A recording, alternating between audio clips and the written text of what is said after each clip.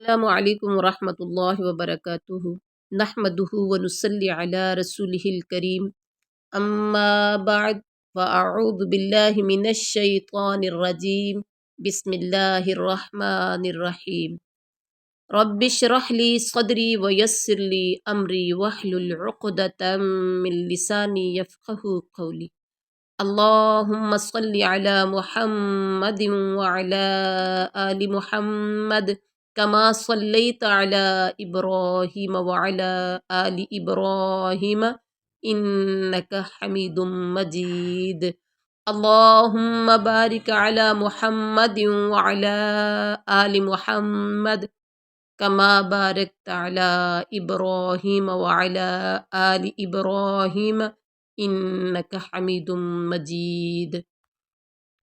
سورۃ الرعد مدنیہ۔ بسم اللہ الرحمن الرحیم۔ یہ سورۃ الرعد مدنی ہے۔ مکی اور مدنی صورتوں کا کانسیپٹ ذہن میں رکھیں۔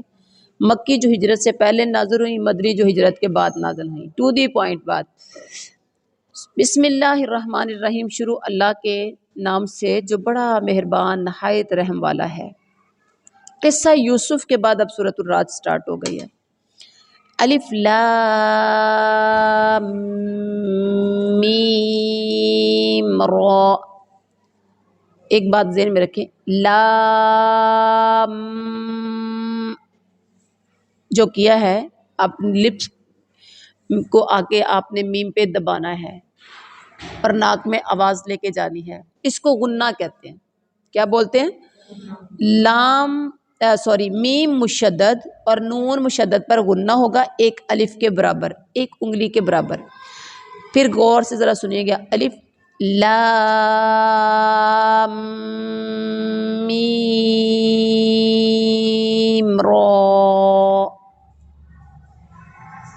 جہاں مد ہے اوپر تو آپ نے 3 سے 4 انگلیوں کے برابر لام کو، 3 سے 4 انگلیوں کے برابر میم، تو جو لام کیا ہے یہ اس کو غنہ بولے، لام، یہ غنہ ہے میم کے اوپر۔ تل کا آیات الکتابی، تل کا یہ آیات الکتاب، کتاب کی آیتیں ہیں۔ والذی، اور وہ جو انزل نازل کیا گیا، الیکا آپ کی طرف، من ربک الحق آپ کے رب کی طرف سے وہ حق ہے، ولکن اور لیکن اکثر الناس اکثر لوگ لا یؤمنون ایمان نہیں لاتے۔ یہ قرآن کی آیت ہے، الف لام میم را، یہ حروف مقطعات ہیں جو پہلے بھی آپ پڑھ چکے ہیں۔ یہ قرآن کی آیتیں ہیں اور جو کچھ آپ کی طرف، آپ کے رب کی طرف سے اتارا جاتا ہے سب حق ہے، لیکن اکثر لوگ ایمان نہیں لاتے۔ اللہ الذی، اللہ وہ ہے جس نے رفع السماوات بلند کیا آسمانوں کو، بغیر عامد بغیر ستونوں کے، ترونہا تم سب دیکھتے ہو انہیں، ثم استوی پھر وہ بلند ہوا، علی العرش عرش پر، وسخر الشمس اور اس نے مسخر کیا شمس کو، والقمر اور قمر کو، شمس سورج، والقمر اور چاند،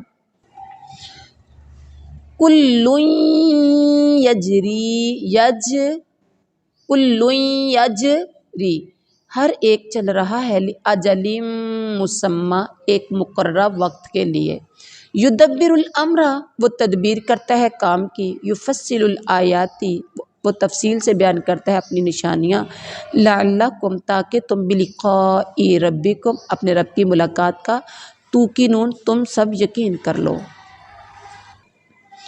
اللہ الذی رفع السماوات بغیر عمد ترونہا، اللہ الذی اللہ وہ ہے جس نے آسمانوں کو بغیر ستونوں کے بلند کر رکھا ہے کہ تم انہیں دیکھ رہے ہو، پھر وہ عرش پر قرار پکڑے ہوئے ہے، اسی نے سورج اور چاند کو ماتحتی میں رکھا، ماتحتی میں لگا رکھا ہے، ہر ایک میعاد معین پر گشت کر رہا ہے، چل رہا ہے، وہی کام کی تدبیر کرتا ہے، وہ اپنے نشانات کھول کھول کر بیان کر رہا ہے کہ تم اپنے رب کی ملاقات کا یقین کر لو۔ اب یہاں اللہ نے آسمانوں کو بغیر ستونوں کے بلند کیا کہ تم انہیں دیکھ رہے ہو، پھر وہ عرش پر قرار پکڑے ہوئے ہے، ثم استوى علی العرش۔ ثم استوى علی العرش کا مفہوم اس سے قبل ہم نے پہلے بھی پڑھا تھا۔ اس سے مراد اللہ تعالیٰ کا عرش پر قرار پکڑنا ہے۔ عرش پر قرار پکڑنا یعنی عرش پر ٹھہرنا۔ محدثین کا یہی مسلک ہے، وہ اس کی تعویل نہیں کرتے کہ کیسے اللہ عرش پر قرار پکڑے ہوئے، ان کو اٹھائیے۔ جیسے بعض دوسرے گروہ اس میں اور دیگر صفات بھی تعویل کرتے ہیں، تاہم محدثین کہتے ہیں کہ اس کی کیفیت نہ بیان کی جا سکتی ہے، نہ اسے کسی چیز کے ساتھ تشبیہ دی جا سکتی ہے۔ غور کر لیں، اللہ عرش پر مستوی ہے، قرار پکڑے ہوئے کیسے؟ ہم کوئی بھی نہ تعویل کر سکتے ہیں، نہ ہم اس کے بارے میں کسی کے ساتھ تشبیہ دے سکتے ہیں۔ لیس کمثلہ شیء، سورۃ الشورى کی آیت ہے، اس کی مثل کوئی چیز ہے ہی نہیں۔ اللہ کے مثل کوئی چیز ہے ہی نہیں۔ اللہ بہتر جانتا ہے وہ کیسے آسمان عرش پر مستوی ہے، کیسے وہ قرار پکڑے ہوئے ہے۔ جب اللہ نے بتایا نہیں تو ہمیں اس میں جانے کی ضرورت نہیں ہونی چاہیے۔ پھر اس کے بعد کہا کل یجری لاجل مسمی، ہر ایک میعاد مقرر پر چل رہا ہے، ہر ایک کے لیے میعاد مقرر ہے۔ اس کے ایک معنی یہ ہے کہ یہ ایک وقت مقرر تک یعنی قیامت تک اللہ کے حکم سے یہ چلتے رہیں گے۔ جیسا کہ ایک جگہ فرمایا والشمس تجری لمستقر لها ذلك تقدیر العزیز العلیم، اور سورج اپنے ٹھہرنے کے وقت تک چل رہا ہے، یہ غالب جاننے والے کا مقرر کردہ اندازہ ہے۔ دوسرے معنی یہ ہیں کہ چاند اور سورج دونوں اپنی منزلوں پر رواں دواں رہتے ہیں۔ سورج اپنا دورہ ایک سال میں اور چاند ایک ماہ میں مکمل کر لیتا ہے۔ سورج ایک سال میں اپنا دورہ مکمل کرتا ہے، چاند ایک ماہ میں مکمل کر لیتا ہے۔ جس طرح کہ اللہ تعالیٰ نے سورہ یاسین میں فرمایا وَالْقَمَرَ قَدَّرْنَاهُ مَنَازِلَ، ہم نے چاند کی منزلیں مقرر کر دی ہیں۔ 7 بڑے بڑے سیارے ہیں جن میں سے 2 چاند اور سورج ہیں۔ یہاں صرف ان 2 کا ذکر ہے کیونکہ یہی وہ 2 سب سے زیادہ اہم اور سب سے زیادہ بڑے بھی ہیں۔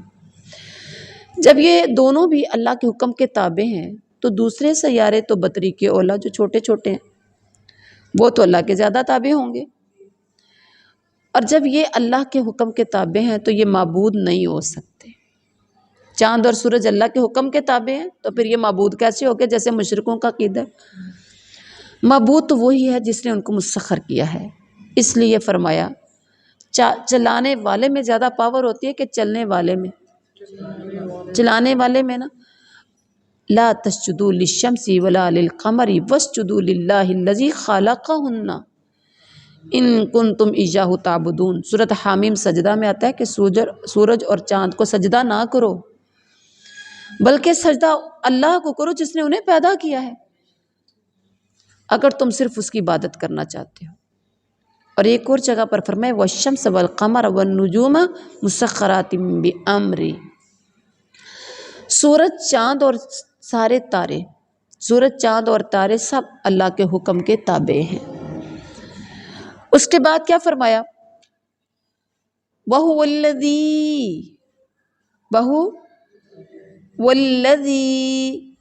وہی ذات ہے مد الارض جس نے بچھایا زمین کو، وجعل فیہا اور بنائے اس میں رواسیہ پہاڑ، وانہارن اور نہریں، ومن کل الثمرات اور تمام پھلوں میں سے، جعل فیہا بنائے اس میں، زوجین اثنین جوڑے دو قسم کے، اثنین دو قسم کے، یغشی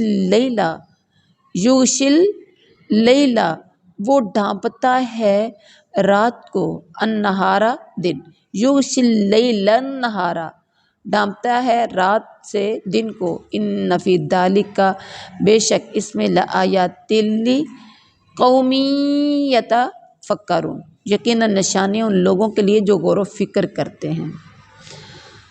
اسی نے زمین پھیلا کر بچھا دی ہے اور اس میں پہاڑ اور نہریں پیدا کر دی ہیں، اور اس میں ہر قسم کے پھل کے جوڑے दोहरे दोहरे पैदा कर दिए। وہ رات کو دن سے چھپا دیتا ہے۔ یقیناً غور و فکر کرنے والوں کے لیے اس میں بہت سی نشانیاں ہیں۔ یہاں دیکھیے اس نے زمین پھیلائی، اس میں پہاڑ اور نہریں پیدا کی۔ زمین کے طول و عرض کا اندازہ بھی عام لوگوں کے لیے مشکل ہے کہ زمین لمبائی کتنی، چوڑائی کتنی، اور بلند و بالا پہاڑوں کے ذریعے سے زمین میں میخیں گاڑ دی ہیں اللہ نے۔ نہروں، دریاؤں اور چشموں کا ایسا سلسلہ قائم کیا کہ جس سے انسان خود بھی سیراب ہوتے ہیں اور اپنے کھیتوں کو بھی سیراب کرتے ہیں، جن سے مختلف قسم کے غلے اور پھل پیدا ہوتے ہیں، جن کی شکلیں بھی ایک دوسرے سے مختلف اور ذائقے بھی ایک دوسرے سے جدا ہوتے ہیں۔ ایسا ہوتا ہے آج کل خربوزے کا موسم ہے اور آپ بازار سے لیں گے، کوئی کھٹا کوئی پھیکا نکلے گا، کوئی میٹھا نکلے گا، اور تربوز کا بھی موسم ماشاءاللہ آ گیا ہے، اور تربوز بھی کوئی بہت ہی میٹھا ہوگا تو کوئی پھیکا سا ہوگا۔ آپ امرود لیتے ہو، کوئی بڑے میٹھے ہوتے ہیں، کوئی بڑے پھیکے سے ہوتے ہیں، کیا منہ لگانے کو دل نہیں چاہ رہا ہوتا۔ گنا آپ لیتے ہیں، گنڈیریاں کھاتے ہیں، کوئی گنڈیری میٹھی ہوتی ہے تو کوئی پھیکی ہوتی ہے کہ نہیں؟ ہر چیز کا ایسے ہی ہے، یعنی ذائقے بھی جدا ہیں، رنگ بھی جدا ہیں۔ یہ اللہ کی قدرت ہے، لیکن اللہ تعالیٰ کیا کہتے ہیں؟ اس میں نشانیاں ہیں۔ کس کے لیے؟ عقل مند، یتفکرون، غور و فکر کرنے والوں کے لیے ہیں۔ اچھا یہاں دیکھیے اللہ تعالیٰ کہتے ہیں میں نے زوجین اثنین، ہر طرح کے جوڑے جوڑے بنائے ہیں۔ جوڑے جوڑے اس کا مطلب یہ ہے کہ ان میں نر اور مادہ دونوں بنائے ہیں، جیسا کہ موجودہ تحقیقات نے بھی اس کی تصدیق کر دی ہے کہ ہر چیز کا جوڑا ہوتا ہے۔ دوسرا مطلب جوڑے جوڑے کا یہ ہے کہ کھٹا اور میٹھا، ٹھنڈا اور گرم، سرد گرم ہوتا ہے نا، سردا اور گرما، کبھی دیکھا ہے؟ اور سفید اور سیاہ، ذائقہ دار اور بد ذائقہ، اس طرح ایک دوسرے سے مختلف اور متضاد قسمیں بھی پیدا کر دی ہیں۔ سبحان اللہ۔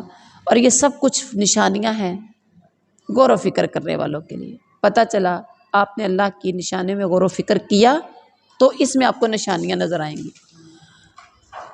چھوڑ دو بیٹا، اور اگر آپ نے اس میں غور و فکر نہ کیا تو آپ کو اس میں نشانیاں نظر نہیں آئیں گی، کیونکہ میرے رب نے میں شرط لگا دیا، رب نے، کہ غور و فکر کرنے والوں کے لیے نشانیاں ہیں۔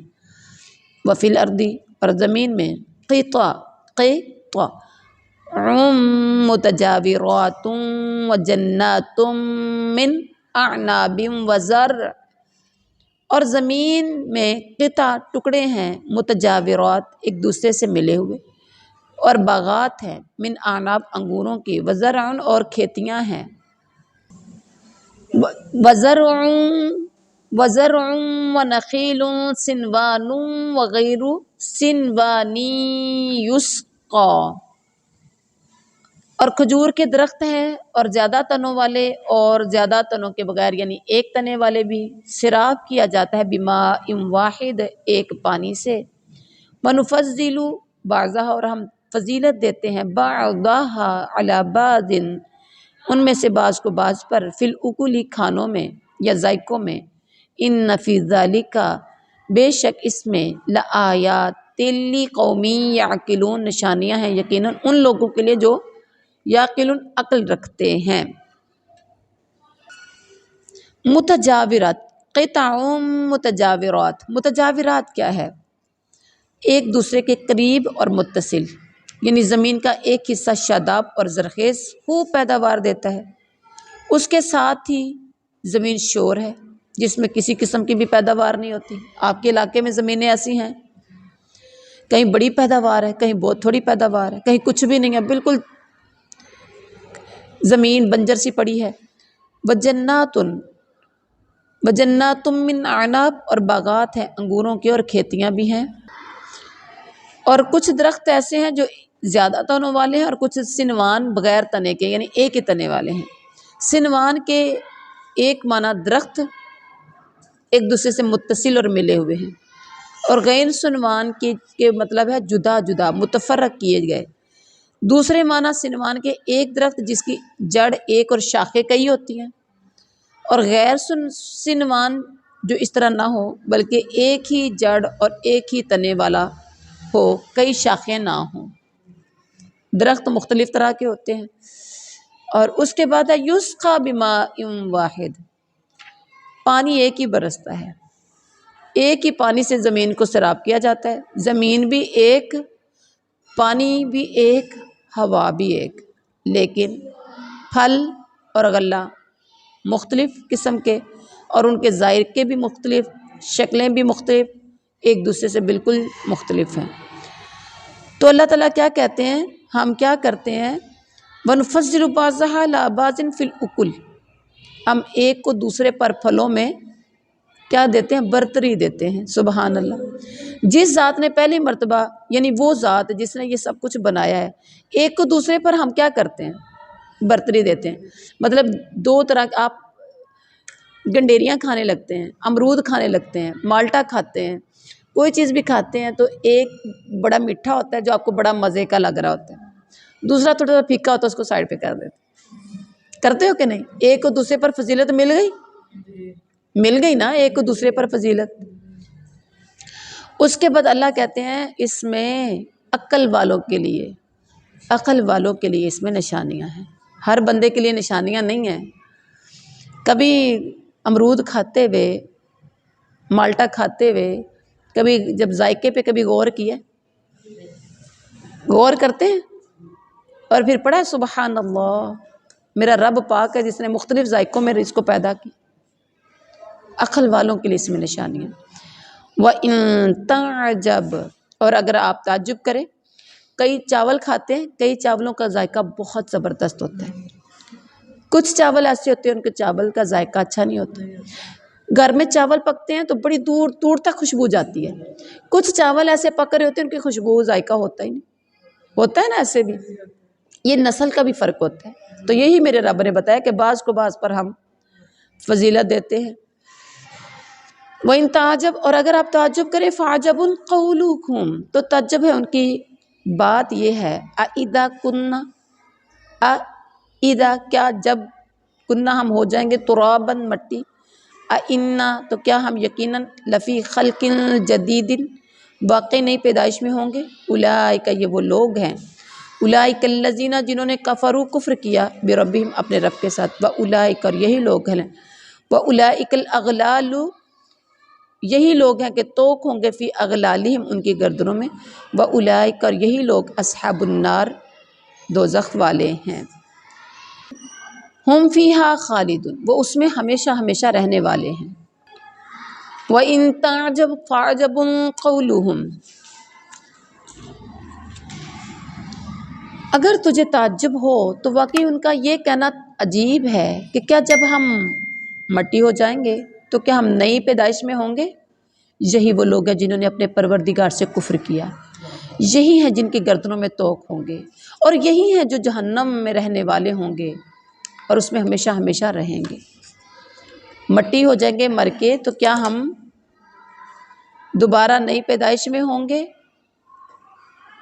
کیا مطلب جس ذات نے پہلی مرتبہ پیدا کیا اس کے لیے دوبارہ اس چیز کا بنانا کوئی مشکل نہیں ہے، لیکن کفار یہ عجب بات کہتے ہیں کہ دوبارہ ہم کیسے پیدا کیے جائیں گے؟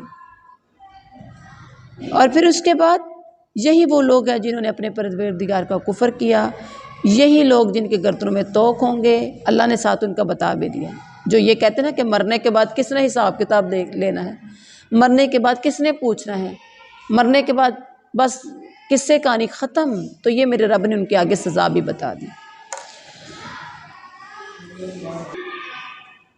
وَيَسْتَعْجِلُونَكَ، اچھا یہ آپ غور کریں کہ کبھی کبھی ایسا ہوتا ہے مرنے کے بعد کی اصل زندگی مرنے کے بعد شروع ہونی ہے، جو زندگی میں آپ کو اللہ تعالیٰ نے دی ہے نا 60 70 80 سالہ زندگی، یہ ایک امتحان کے لیے بھیجا ہے، پھر اس کا امتحان آپ کا اس ساری زندگی کے حساب وہاں ہونا ہے، جو پاس ہو گیا وہ جنتی، جو فیل ہو گیا وہ جہنمی، پاس ہو گیا تو خوش و خرم اور فیل ہو گیا تو ناکام، رونا دھونا چیخنا چلانا،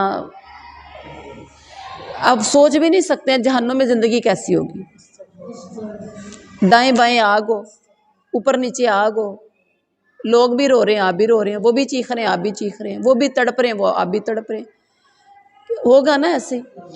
اب ایسے ہی ہے، دنیا کا امتحان بھی بچے دیتے ہیں، جو بچے پاس ہو جاتے ہیں خوش و خرم، ڈگری مل جاتی ہے، لوگ ان کو اچھے نام سے یاد کرتے ہیں، بھئی فلاں کی بیٹی نے بڑے اچھے نمبروں سے ٹاپ کیا تھا، فلاں کی بیٹی نے یہ محنت کے بل بوتے پر میرٹ پہ آ کر یہ کیا، لوگ آنے والی نسلوں کو بتاتے رہتے ہیں، جس دور میں وہ اس دور میں بھی چرچا رہتا ہے۔ پھر جیسے جیسے ٹائم گزرتا جاتا ہے تو بہن بھائی، خالہ پھپھو مامیاں چچے تائے سارے ایک دوسرے کی رشتہ دار یہ تذکرہ اپنے بچوں کے سامنے اس کا کرتے رہتے ہیں، اور جانے کے بعد بھی تذکرہ ہوتا رہتا ہے کہ فلاں نے ہماری نے ٹاپ کیا تھا، اور کتنے اچھے وہ کتنی خوش قسمت وہ والدین ہیں جن کی اولاد نے ٹاپ کیا، کتنی خوش قسمت وہ لڑکی ہے جس نے ٹاپ کیا جاتا ہے نا یہ، اور جس نے پیپر دیا فیل ہو گیا۔ جب کبھی کسی کا بچہ نہیں پڑھتا وہ کہتے ہیں تم ہی اندھے طرح ہی ہونا ہے، یاد کرتے ہیں؟ اچھا جب کبھی کوئی بچہ نہیں پڑھتا، تانگ کرتا ہے پڑھائی میں، کہتے ہیں نہیں تم ہی اندھے طرح ہی بننا ہے۔ اچھا بالکل اسی کی لائن پہ ہمارے میں ایک انسان تھا جو پڑھتا نہیں تھا، اور پھر وہ بعد میں دیہڑی مزدوری کرنا شروع ہو گیا، تو نے بھی ایسا ہی کرنا ہے، کرتے ہو کہ نہیں کرتے ہو؟ اور وہ اس کو بھی یاد رکھتے ہو۔ تو آپ نے اگر دنیا میں نیک اعمال کیے تو آپ جنتی ہیں، اور ساری زندگی کے دکھ بھول جائیں گے آپ کو۔ تو یہ بالکل دنیا کے امتحانوں کی طرح ہی ہے دنیا میں۔ ہاں یہ بات ٹھیک ہے کہ اتنے ہی اللہ نے سکون نہیں دیتا تھے، اگلا کتوں سکون ملنے حقیقت میں۔ لیکن آج ہم بلا کیا کہتے ہیں، مر جائیں تو بہتر ہے۔ ہم کیا کہتے ہیں، مر جائیں تو بہتر ہے۔ ارے اب تو گھبرا کر کہتے ہیں کہ مر جائیں گے، ارے مر کے بھی چین نہ پایا تو کدھر جائیں گے۔ اب تو گھبرا کے کہتے ہیں نا مر جائیں، کیا مرنے کے بعد کا یقین ہے آپ کو؟ وہ ہونا چاہیے جس کے اپنے اعمال درست ہیں، اس کو تو یقین ہونا چاہیے۔ اس کے بعد ہے وَيَسْتَعْجِلُونَكَ، اور وہ سب جلدی طلب کرتے ہیں آپ سے، بِالسَّيِّئَةِ برائی کو، قبل الحسنہ برائی سے پہلے، وَقَدْ خَلَتْ اور حالانکہ یقیناً گزر چکی ہے، من قبلہم المثلات ان سے پہلے مثلات مثالیں، وَإِنَّ اور بے شک ربک آپ کا رب لذو مغفرۃ للناس یقیناً مغفرت والا ہے لوگوں کے لیے، علی ظلمہم ان کے ظلم پر، وَإِنَّ اور بے شک ربک آپ کا رب لشدید العقاب یقیناً سخت سزا والا ہے۔ وَيَسْتَعْجِلُونَكَ بِالسَّيِّئَةِ اور وہ تجھ سے سزا کی طلبی میں جلدی کر رہے ہیں، راہ سے پہلے ہی، یقیناً ان سے پہلے سزائیں بطور مثال گزر چکی ہیں، اور بے شک آپ کا رب البتہ بخشنے والا ہے لوگوں کے بے جا ظلم پر بھی، اور یہ بھی یقینی بات ہے کہ آپ کا رب بڑا سخت سزا دینے والا ہے۔ اچھا یہاں دیکھیے، یقیناً ان سے پہلے سزائیں بطور مثال گزر چکی ہیں، وَقَدْ خَلَتْ مِن قَبْلِهِمُ الْمَثُلَاتُ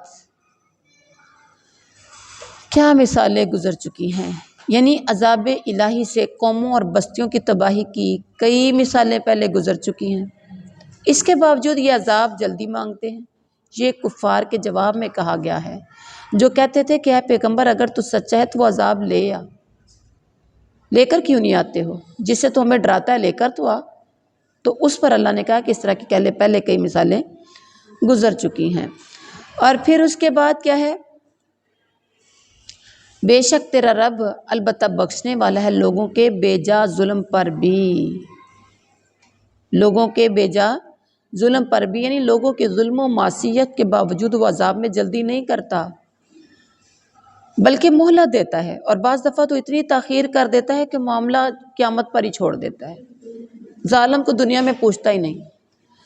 تو یہ اللہ تعالیٰ کے حلم و کرم کا نتیجہ ہے، یہ اللہ کے عفو و درگزر کا نتیجہ ہے، ورنہ اگر وہ فوراً مواخذہ کرنے اور عذاب دینے پر آ جائے تو روئے زمین پر کوئی انسان ہی باقی نہ رہے۔ اور جیسے اللہ تعالیٰ قرآن پاک میں فرماتے ہیں سورۃ الفاتر میں، اگر اللہ تعالیٰ لوگوں پر ان کے اعمال کی وجہ سے مواخذہ کرنے لگے تو روئے زمین پر کوئی ایک نفس بھی اللہ نہ چھوڑتا۔ اللہ اکبر۔ وَيَقُولُ الَّذِينَ، اور وہ کہتے ہیں جنہوں نے کفروا کفر کیا، لولا کیوں نہیں، انزل نازل کی گئی، علیہ اس پر، آیۃ من ربہ کوئی نشانی ان کے رب کی طرف سے، انما بے شک صرف انت آپ، منذرون ڈرانے والے ہیں، وَلِكُلِّ اور ہر قوم کے، وَلِكُلِّ قَوْمٍ ہاد اور ہر ایک قوم کے لیے ایک ہاد ہے، ہاد رہنما۔ اور کافر کہتے ہیں کہ اس پر ان کے رب کافر کہتے ہیں کہ اس پر اس کے رب کی طرف سے کوئی نشانی کیوں نہیں اتاری گئی۔ بات یہ ہے کہ آپ تو صرف آگاہ کرنے والے ہیں اور ہر قوم کے لیے ہادی ہے۔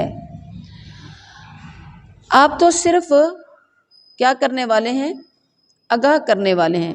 پیچھے تھا کہ اللہ تعالیٰ لوگوں کو بے جا ظلم پر بھی بخشنے والا ہے، اور یہ بھی یقینی بات ہے کہ رب بڑی سخت سزا دینے والا بھی ہے۔ یعنی اللہ جہاں غفور رحیم ہے تو وہاں قہار بھی ہے، وہاں جبار بھی ہے، وہاں بندے کو اللہ سے ڈرنا بھی چاہیے کہ اللہ تعالیٰ بہت سخت بھی ہے، یعنی امید بھی ہونی چاہیے اور خوف بھی ہونا چاہیے۔ حضرت عمر فاروق رضی اللہ تعالیٰ عنہ نے کہا نا کہ اگر کہا جائے کہ سارے جہنمی ایک ہی جنتی، تو مجھے اللہ سے اتنی امید ہے کہ وہ جنتی میں ہی ہوں گا، اور اگر کہا جائے کہ سارے جہنمی ہیں اور ایک جنتی ہے تو مجھے اللہ سے اتنا ڈر لگتا ہے کہ شاید وہ جہنمی میں ہی ہوں۔ بات سمجھ میں آئی؟ تو ایمان اور خوف، یعنی ایمان خوف اور امید کے درمیان ہے، ایمان خوف اور امید کے درمیان ہے، دونوں باتوں کے درمیان اعتدال و توازن کا نام ایمان ہے۔ انسان اللہ تعالیٰ کے عذاب سے، یعنی خوف سے، اللہ کے عذاب کے خوف سے بے پرواہ نہیں انسان کو ہونا چاہیے، ڈرتے رہنا چاہیے، اور اللہ تعالیٰ کی رحمت سے مایوس بھی نہیں ہونا چاہیے، بلکہ اللہ تعالیٰ کی رحمت کی امید انسان کو ہونی چاہیے۔ اور یہاں کہا کہ ہر نبی جو ہے، یعنی آپ تو صرف میرے نبی آگاہ کرنے والے، اس آیت میں جو کہا، یعنی اللہ تعالیٰ ہر نبی کو اللہ نے حالات و ضروریات اور اپنی مشیت و مصلحت کے مطابق کچھ نشانیاں بھی دی ہیں، معجزات عطا کیے، لیکن کافر اپنے حسب منشا معجزات کے طالب ہوتے رہے، کچھ نہ کچھ معجزات مانگتے رہے، جیسے کفار مکہ نبی صلی اللہ علیہ وسلم کو کہتے کہ کوہ صفا کو سونے کا بنا دیا جائے تو پھر ہم آپ کو نبی مانیں گے، یا پہاڑوں کی جگہ چشمے اور نہریں جاری کر دیں، پہاڑوں کو ہٹائیں، یہاں چشمے نہریں ہو جائیں، پھر ہم آپ کو نبی مانیں گے۔ جب ان کی خواہش کے مطابق معجزہ صادر کر کے نہ دکھایا جاتا تو کہتے ہیں اس پر تو کوئی نشانی نہیں آتی، کوئی معجزہ نہیں آتا۔ اللہ تعالیٰ نے فرمایا، اے پیغمبر آپ کا کام صرف ڈرانا ہے، تبلیغ کرنا ہے، واعظ و نصیحت کرنا ہے، وہ آپ کرتے جائیے، کوئی مانے یا نہ مانے۔ جیسے وہ کسی نے کہا نا، مالی دا کم پانی لانا پر مشکل لاوے، پھل پھول لانا اس مالک دا لاوے یا نہ لاوے۔ تو ایسے ہی آپ کا کام واعظ و نصیحت کرتے رہنا ہے، سمجھانا بجھانا، واعظ و نصیحت ڈرانا، یہ آپ کا کام ہے۔ اس راستے پر چلا دینا یہ آپ کا کام نہیں ہے۔ ہمارا کون نصیحت حاصل کرتا ہے کون نہیں، یہ بھی ہمارا کام ہے، کون نیک بنتا ہے کون نہیں، وہ بھی ہمارا کام ہے۔ آپ کا کام صرف بتانا ہے۔ اب یہاں آپ نے خود پوری ایمانداری کے ساتھ بیٹھے ہیں، آپ سب